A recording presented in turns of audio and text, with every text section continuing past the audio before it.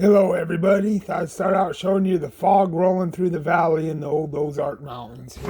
But December 23rd and today is just an extra day, a grip day, forearm work. To be able to keep holding on to some heavy weights when you do your deadlift there. But first I did towel curls, I did 20 pounds, as many reps as I could get, then 30. Same thing, 40, same thing, and then 50 pounds after that for pretty much all the reps I could get. Then I did hammer curls with the towel, and on the forearm work on the towel curl, I did not do the 50, just up to 40. When I looked at the video, my brain must have been off, but sorry about that. And then on the hammer curls, I did 20, 30, and then 40 for as many reps on each one as I could get. Then behind the back axle wrist curls, I did 65, 85, and 105. And then on 105, I just held it as long as I could after I got done. Wrist extensions, I did 35 for 3 sets of as many as I could do, and then pinch grip. 30 pounds with 3 tens on each side for 30 pounds, and I pinched them as long as I could. As you can see, there's like 95% humidity today, and everything was just sweating like crazy, so they was really slippery, but still got them for some reps. But anyhow, on most of these, I just went fairly nice and easy to get a good pump and keep the forearm strong. But did anyone see the Jake Paul fight this weekend? I didn't watch it, but I was watching some clips afterwards, and it looks like he finally got what was coming to him. I think it was the 6th round. They was boxing, and he got hit and went down. And then it's crazy. I forget where I see the picture, but it showed the inside of his mouth, and it looked like a letter S. His teeth just all caved in. He just broke his jaw. But then the crazy thing is, like I said, I didn't see any fights, but then I seen a bunch of clips afterwards. There was another fight involving Andre Orlowski, which I thought was probably even better than the regular fight that went on at the arena. It was like this little dweeb guy. He looks like a little garden gnome with a big old bushy head. His name's Jack Doherty. He's going around, he runs into Andre Orlowski and looks like from what I see, like telling him, like, what's up, what are you doing?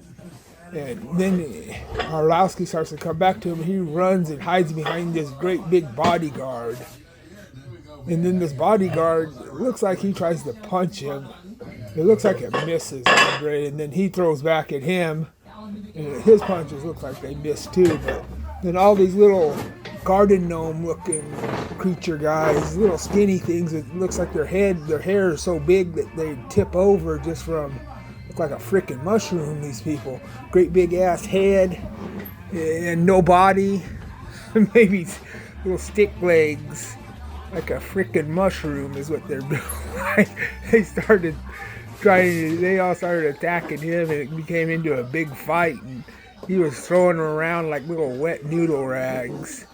But it was really funny, I thought. But that Jack Doherty, he talks all that stuff and always wants to start stuff, and he just hid behind his bodyguard like a little gnome that he is. I thought it was goofy though.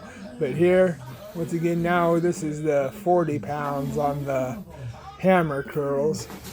With the weight moving around like that, it really works for stability of all of your muscles. But just try to keep pumping them up as much as you can.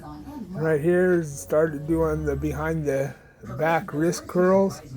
These seem to really help, especially with the 2-inch bar like that, really help with your grip work and building up your forearms.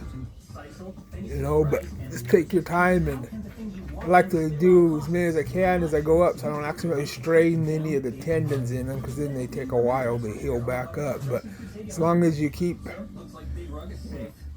keep the tendons happy and not strained, everything recovers really quickly with forearms, and especially your forearms and grip. It seems like you can do them like almost every day to every other day.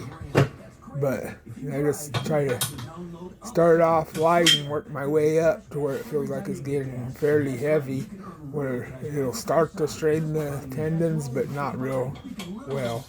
But yeah, so then trying to think.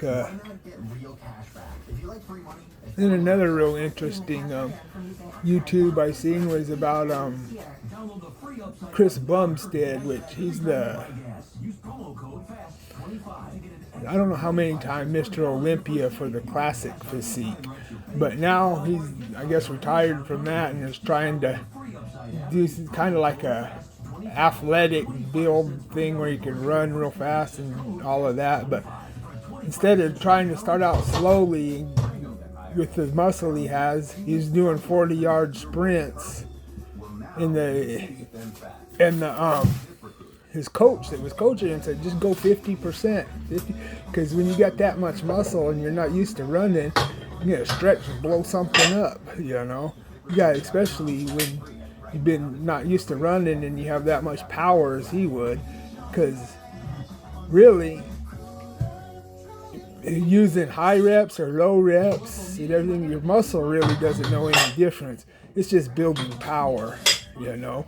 The difference is like when you start building actual power, when you're doing lighter reps, it builds more tendon strength in your central nervous system, because if you don't build up your central nervous system for heavy weights, then they really won't let your body push yourself to a max level like that.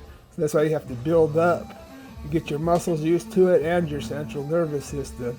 But he tried to make a one sprint, or at the sprint, and it was a 40-yard dash, and I kept telling him, slow down, 50%, 50%.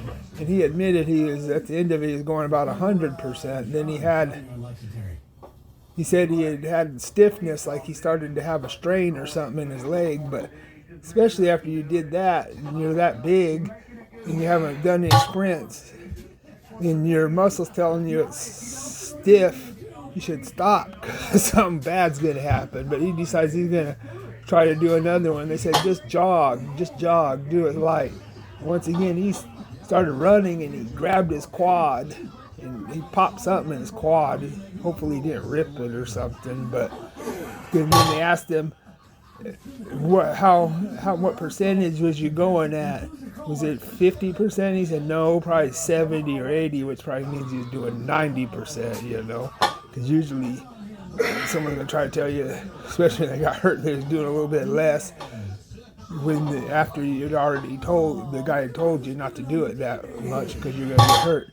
But yeah, I was just thinking it's interesting that anything when your body's going to start changing at anything, you should really try to acclimatize your body to it a little bit, so even though you have the strength or endurance or anything or the speed to run like that, sometimes your body isn't adapted to it right at first, and you need to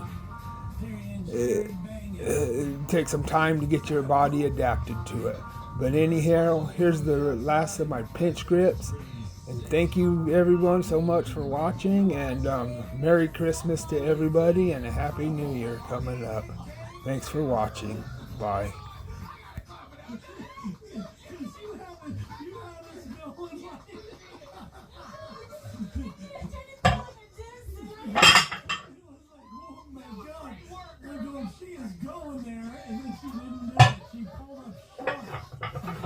It's awkward being a parent. I was at Caucus yesterday, and she's being very sweet, I was rubbing on her, and then all of a sudden she ducks really low and squats and starts rubbing on me, performing sexual acts on me. She's growing up. Your parent was doing that? Please don't lay an egg on me. That happens. It's a scary thing. Does it happen? Yes, and there's this thing called egg bound, where eggs are stuck in the females, and she's reached sexual maturity. So I feel like I'm on your guys' level. I get it. Really hit home, this conversation really hit home with you today. Really hit when we touch somebody and help